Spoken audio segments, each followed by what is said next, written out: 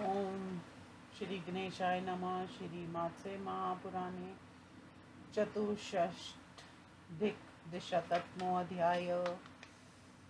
ऋषि ऊचु देवतानामथेतांसा प्रतिष्ठा विधिमुत्तमं वत्सूत यथा न्यायं सर्वेषां पयस्येषता सुतवाच अथात सम्प्रवक्ष्यामि प्रतिष्ठाविधिमुत्तमं कुण्डमण्डपवेदिना प्रमाणं च यथाक्रमम्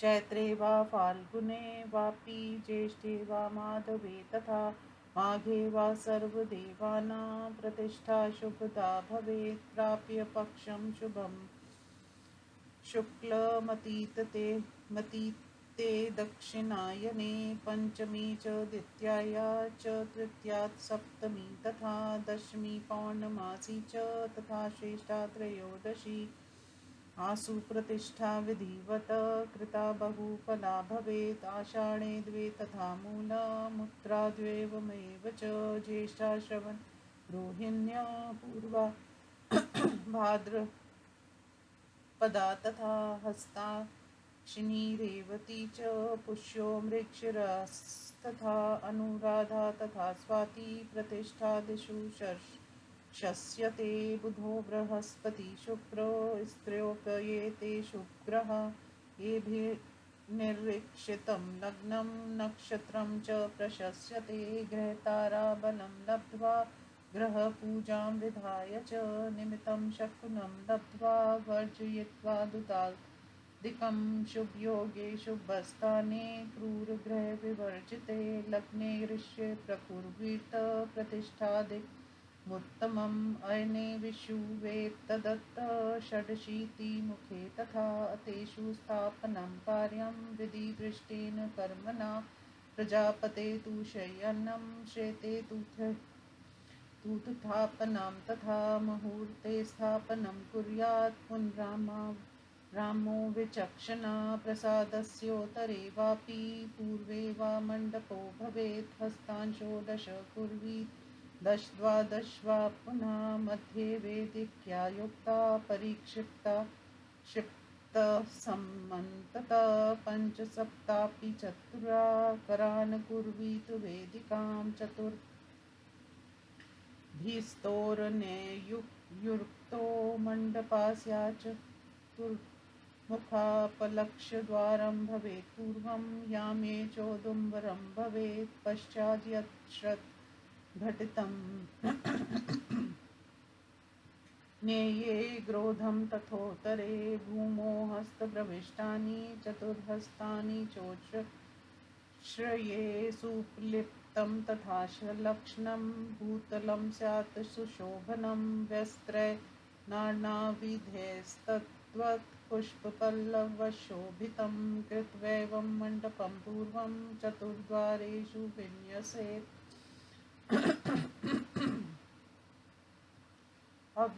अव्रणान् कलशानष्टोज्ज्वलत्कान् नर्गगर्भितान् चूतपल्लवंसच्छन्नान् सितवस्त्रुयुगान्वितान् सर्वौषधिफलोपेतां शृण्वन्दोदकपूरितान् एवं निवेश्य तद्गर्भे गन्धधूपार्चनादिभिः ध्वजाधिरोहणं कार्यं मण्डपस्य समन्ततः ध्वजांशलोकपालानां सर्वदिक्षु निवेशयेत् पताकाजलदाकारा मध्ये शयानमण्डपस्य तु गन्धधूपादिकं कुर्यात् सवे स्वे मरणन्त्रेऽनुक्रमात् बलिं च लोकपालेभ्यः स्वमन्त्रेण निवेदयेत् ऊर्ध्वं तु ब्राह्मणे देव्यं त्वधस्ताच्छेषवासुके संहिताया तु ये मन्त्रास्तद्दैवत्या शुभा स्मृता त्वपूजा लोकपालानां कर्तव्या च समन्तता त्रिरात्रमेकरात्रं वा पञ्चरात्रमथापि वा अथवा सप्तरात्रं तु कार्यस्यादधिवासनम् एवं स्तो रणं कृत्वा अधिवासन्मुत्तमं तस्यापयुक्तरक्ता कुर्यात् स्नानमण्डपमुत्तमं तद्दधेन त्रिभागेन चतुर्भागेन वा पुनः आनीय लिङ्गमर्चा वा शिलिप्पना पूजयेत् बुधा वस्त्राभरण रत्नेक्षयेऽपि तत् परिचारकाक्षं तान् भूयाद् यजमानोऽप्यत परं देवं प्रस्तरणे कृत्वा नेत्रज्योति प्रकल्पयेत् अक्षनोरुदरन् वक्षे लिङ्गस्यापि समास्तत्सता सर्वतस्तु बलिं दद्यात् सिद्धार्थघृतपायसे शुक्लपुष्पैरलङ्कृत्य घृतगुगुलधूपितं विप्राणाचार्चनं कुर्यादध्याचक्त्या च दक्षिणां गामहि कनकं चैव स्थापकाय निवेदयेत् लक्षणं कारयेत् भक्त्या मन्त्रेणानेन वेद्विजा ॐ नमो भगवते तुभ्यं शिवाय परमात्मने हिरण्यरेतसे विष्णो विश्वरूपाय ते नमः मन्त्रोऽयं सर्वदेवानां नेत्रज्योतिष्वपि स्मृता एवामन्त्रदेवेशं काञ्चनेन विलेखयेत् मङ्गलयानि च वाद्यानि ब्रह्माघोषं सगीतकं वृद्धयर्थकार्येद विद्वान् मङ्गलविनाशनं लक्ष्णोद्वरं पक्षेय लिङ्गस्य सुस्माहिता त्रिधा विभज्य पूज्यायां लक्षणं स्याद् विभाजकं लेखात्रयं तु कर्तव्यं यवाष्टान्तरसंयुतं न स्थूलं न कृशम् तद्वं वक्रं छेदवर्जितं निमनं यवप्रमाणेन ज्येष्ठलिङ्गस्य कारयेत् सूक्ष्मास्तस्तु कर्तव्या यथा मध्यमकेन यस्येत् अष्टभक्तं तथा कृत्वा तृतीयकत्वा भागत्रयं बुधा लम्बयेत् सप्तरेखास्तु पार्श्वयोरुभयो समा तावत् प्रलम्बयेत् विद्वान् यावत् भाग चतुष्टयं भ्रामयते पञ्चभागोऽधर्कारयेत् सङ्गं तथा रेखयो सङ्गमे तद्वत् पृष्ठे भागद्वयं भवेत् अवमेतस्माख्यातं समासालक्षणं मया इति श्रीमद् महापुराणे प्रतिष्ठानुकीर्तनम चतुर्षष्ठिशतमोऽध्याय। हिंदी अनुवाद।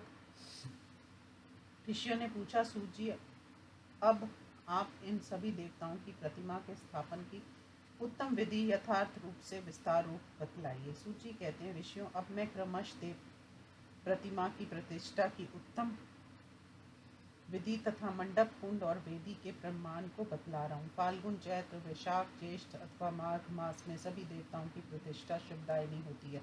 दक्षिणायन बीत जाने पर अर्थात उत्तरायण में शुभकारी शुक्ल पक्ष में द्वितीया, तृतीया, पंचमी, सप्तमी, दशमी, त्रयोदशी, पूर्णमासी तिथियों में विधि पूर्वक की गई प्रतिष्ठा बहुत फल देने वाली होती है। पूर्वाषाढ़, उत्तराषाढ़, मूल, उत्तरा फाल्गुनी, उत्तरा भाद्रपद, ज्येष्ठा, श्रवण, रोहिणी, पूर्वा भाद्रपद, हस्त, अश्विनी, रेवती, पुष्य, मृगशिरा, अनुराधा तथा स्वाति ये नक्षत्र प्रतिष्ठा आदि में प्रशस्त माने गए हैं।